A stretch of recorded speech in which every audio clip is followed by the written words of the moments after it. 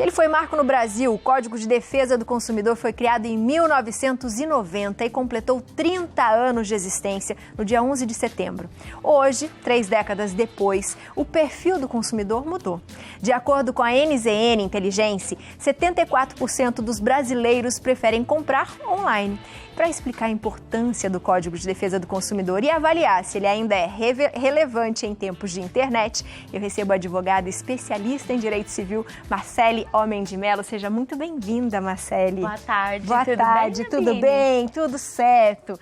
Deixa eu te falar, é difícil quando a gente começa a conversar com as pessoas e fala assim, olha, você já teve algum problema de entrega de mercadoria ou na hora que você comprou algum produto em alguma loja? É muito difícil a gente ver uma pessoa falar, não, nunca tive, não é? Exatamente, ou até mesmo um serviço, um fornecimento de internet, que o pessoal tem muito problema com isso. Como você disse, os produtos que são determinados para chegar em uma data e não chega.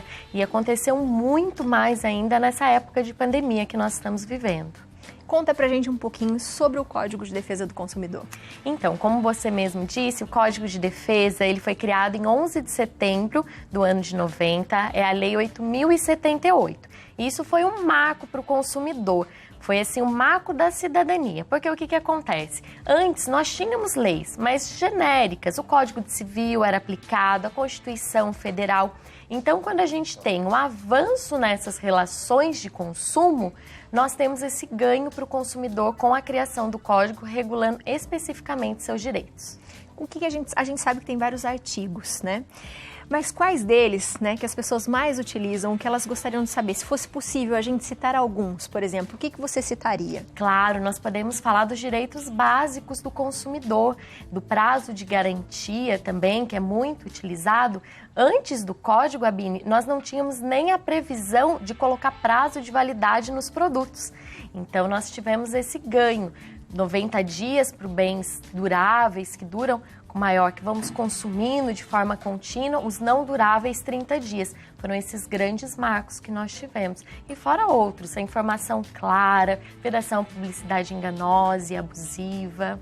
E além disso, a gente sabe que o nosso público hoje, o nosso consumidor hoje mudou. Ele migrou muito para a internet, né? Há 30 anos atrás a gente não tinha essas coisas de compras pela internet, né? Essa venda também, muita gente começou a fazer as vendas online.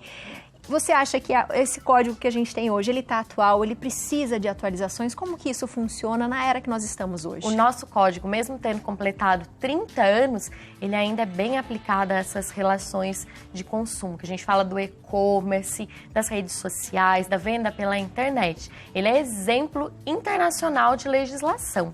Tá? Mas eu acredito que com essa constante evolução, há necessidade de regular outras funções do código, como, por exemplo, a proteção ao endividamento, que hoje nós temos um grande número de consumidores que consumem sem essa consciência, a Lei Geral de Proteção de Dados, que passou a vigorar no último dia 18, que trata dos dados que podem ou não ser veiculados. Acredito que o código vai precisar trazer isso também, passar por uma reforma.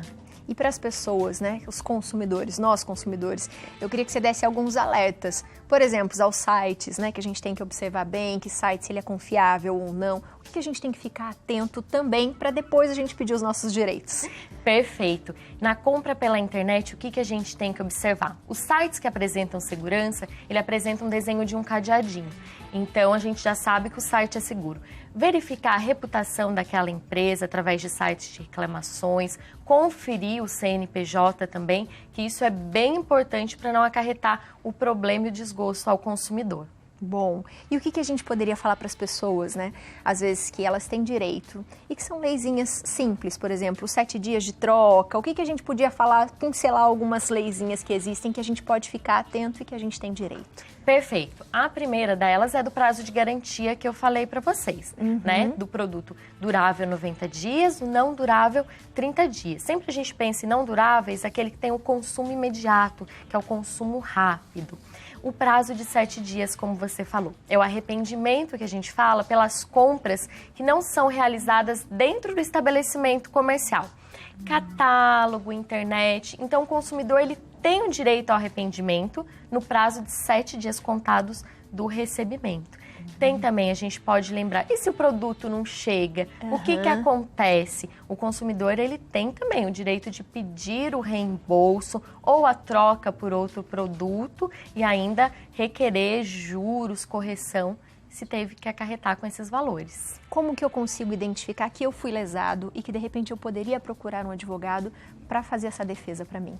Perfeito. É ideal que a gente sempre conheça esses pequenos direitos que nós temos. Posso elencar até mais alguns direitos aqui para os consumidores que estão assistindo. Por exemplo, o consumidor ele tem direito a ter informação clara e precisa, linguagem acessível. Tudo isso tem que ser disponibilizado para ele através do manual, nos sites que ele está comprando, que ele está adquirindo.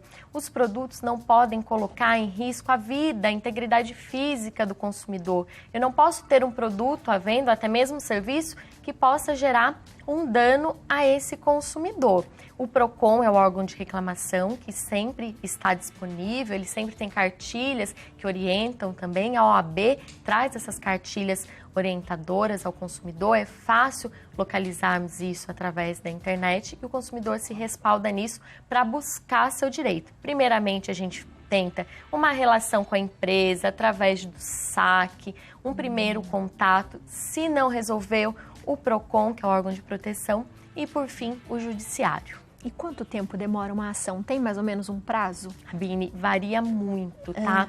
Elas variam, depende do que a gente está pedindo. Algumas ações, elas precisam da perícia que o juiz daquele caso vai indicar e isso estende. Geralmente, a gente recomenda que os consumidores possam procurar os juizados especiais cíveis, que são chamados juizados de pequenas causas, o nome comum.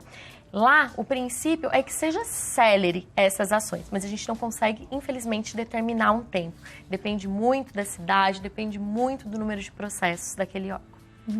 Interessante. A gente tem perguntas de telespectador, vamos ver. Legal. É da Patrícia. Boa tarde. Comprei uma mesa de madeira de demolição há 2 meses e ela abriu.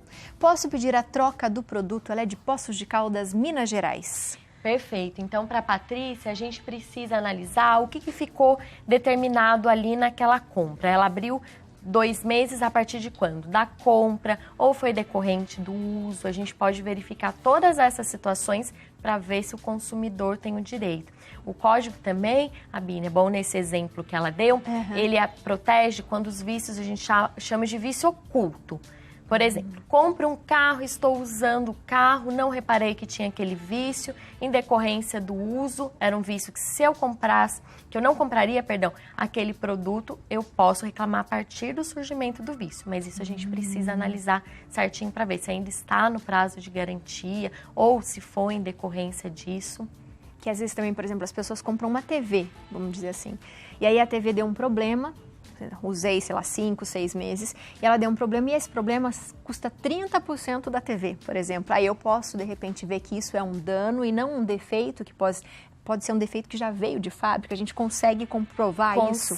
Consegue. É isso que a gente chama de vício oculto. Então, precisa ser comprovado para ver se aquele consumidor realmente tem o direito ou que a gente fala o prejuízo em decorrência do uso também, que não foi feito um uso correto.